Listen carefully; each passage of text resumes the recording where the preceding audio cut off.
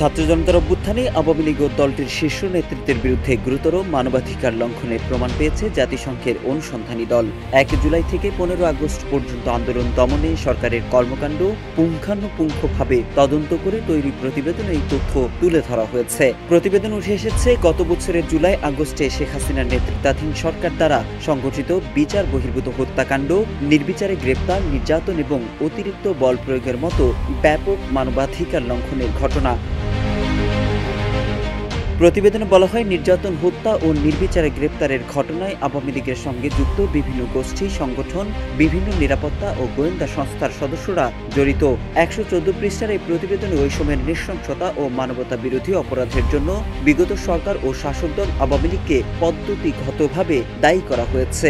প্রতিবেদনে বলা হয়, তৎকালীন সরকার এবং নিরাপত্তা ও গোয়েন্দা সংস্থা আওয়ামী লীগ এর সহিংস গোষ্ঠী ও সংগঠনের যোগ সাজসে পরিকল্পিতভাবে গুরুতর মানবাধিকার লঙ্ঘন করা হয়। কোটি মানুষের আস্থার ভালোবাসায় ১১ বারের মতো দেশের ১ নম্বর রেফ্রিজারেটর ব্র্যান্ড ওয়ালটন, যার মধ্যে রয়েছে বিচার বহির্ভূত হত্যা, বিক্ষোভকারীদের গুরুতরভাবে শারীরিক নিপীড়ন ও বল প্রয়োগ, ব্যাপক হারে নির্বিচারে গ্রেপ্তার ও আটক সহ অন্যান্য ধরনের নিপীড়ন।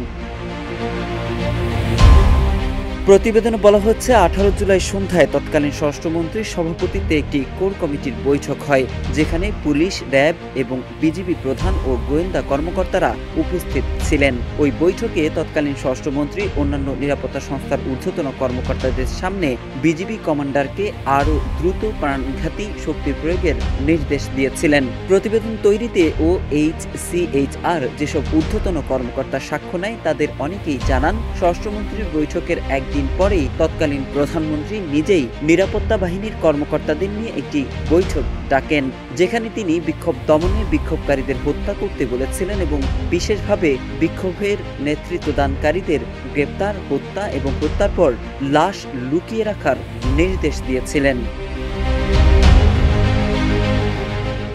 প্রতিবেদনে বলা হয়েছে, অনেক অভিযানে বিক্ষোভকারীদের ছত্রভঙ্গ করতে, পুলিশের সহিংস প্রচেষ্টাকে সাহায্য করতে সশস্ত্র আওয়ামী লীগ সমর্থকেরা আক্রমণে, তল্লাশিতে, আটকে অংশ নিয়েছিল। OHCHR-কে বাংলাদেশ পুলিশের কিছু সদস্য, আওয়ামী লীগ ও এর সহযোগী সংগঠনের ৯৫ জন সদস্যের নাম এবং তাদের ভূমিকার বিস্তারিত তথ্য সরবরাহ করেছে। পুলিশের মতে, এই ব্যক্তিরাই বিক্ষোভের সময় সহিংস হামলায় ব্যবহারের জন্য অস্ত্র সরবরাহ করেছিল। অস্ত্র সরবরাহ যাদের করা হয়েছিল তাদের মধ্যে ১০ জন তৎকালীন সংসদ সদস্য, ১৪ জন স্থানীয় আওয়ামী লীগ নেতা, ১৬ জন যুবলীগ নেতা, ১৬ জন ছাত্রলীগ নেতা এবং ৭ জন পুলিশ সদস্য। প্রতিবেদনে বলা হয়, বিক্ষোভ চলাকালে প্রায় ১৪০০ জন নিহত হয়েছেন, যাদের বেশিরভাগই মিলিটারি রাইফেল এবং প্রাণঘাতী শটগানে নিহত হয়েছেন। নিহতদের মধ্যে ১২ থেকে ১৩% শিশু। প্রতিবেদনে বলা হয়, পুলিশ এবং র্যাবের তথ্য অনুযায়ী ১১,৭০০ জনেরও বেশি মানুষকে গ্রেপ্তার এবং আটক করা হয়েছিল। পুলিশ এবং অন্যান্য নিরাপত্তা বাহিনী শিশুদের টার্গেট করে হত্যা করেছে, ইচ্ছাকৃতভাবে পঙ্গু করেছে, নির্বিচারে গ্রেপ্তার, আটক, নির্যাতন এবং অন্যান্য নিপীড়ন করেছে। নারীরা যৌন ও লিঙ্গভিত্তিক সহিংসতার শিকার হয়েছেন, যার মধ্যে ছিল শারীরিক সহিংসতা ও ধর্ষণের হুমকি। মোহাম্মদ সাইফুল ইসলাম, ইত্তেফাক।